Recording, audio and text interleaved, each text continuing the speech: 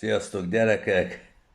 Hanvas Béla Karnevál című 3 kötetes regényét előbb-utóbb mindenkinek el kell olvasni. Aki kereső és a szellemi úton jár, az törvényszerűen kell, hogy találkozzon vele. Így történt velem is, talán olyan 15 évvel ezelőtt találkoztam vele, megvettem nagy örömmel a könyvesboltban, vagy megrendeltem, már nem tudom pontosan hogy volt. Neki láttam olvasni, faltam a sorokat. Hozzászoktam, hogy Hanvas Béla nagyon magas szintű, és ugye eleinte, amikor olvasni kezdtem a könyveit, hát akkor 3 oldalanként értettem meg egy mondatot, de az olyan jó volt, hogy azért megérte a többin is átrágni magam.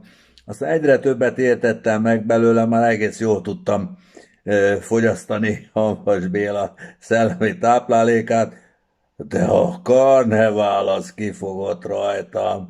Hát elkezdte húzni az egyik szálat, akkor utána húzta a másikat, harmadikat, negyediket, ötödiket, hatodikat, hetediket, akkor a hatodikat a másodikkal összekapcsolta, a hetediket az elsővel, a negyediket a harmadikkal, az ötödik az pedig ott maradt elvarratlan, és akkor azt mondtam, hogy mi ez? Most szóval egy idő múlva, ahogy mondani szokták, elveszítettem a fonalat.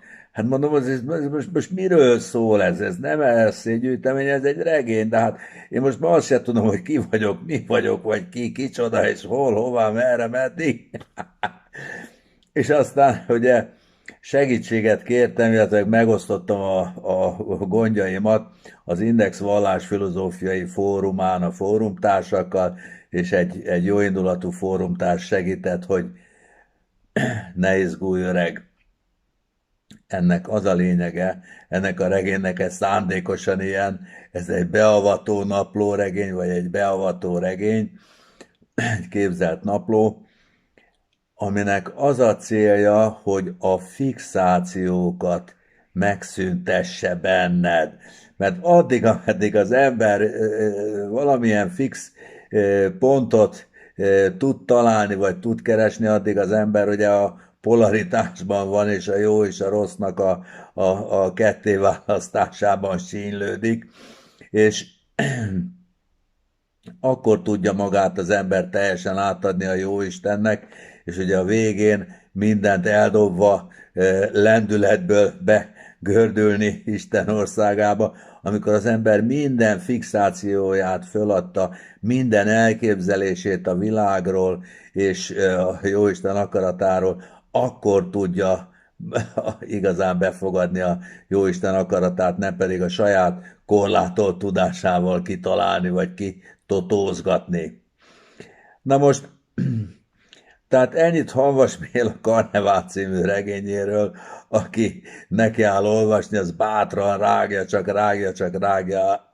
át magát rajta, és hagyja, hogy benne a fixációk összekavarodjanak. A mai nap pedig az jutott eszembe, hogy ahogy az ember olvassa a híreket, hogy ez ezt akarja, ez azt akarja, ez népírtás, ez a háttérhatalom, ők a bérencek, akkor de ennek ez az érdeke, ennek az az érdeke, ez ezért akkor a lázadást, akkor ők szítják a lázadást, ezért lázadnak, így kell, úgy kell, amaz kell, és akkor azt mondta, hogy ez tisztára egy karnevál, ez Hanvas Béla Karnevál című regény. Annyi ellentmondó információ kering ma a világban, hogy ez az arra éretteknek egy csodálatos, hatalmas, ingyenes beavatást ad. Gyerekek, soha vissza nem térő alkalom. Most lehet megszabadulni a fixációktól. Sziasztok gyerekek, hello!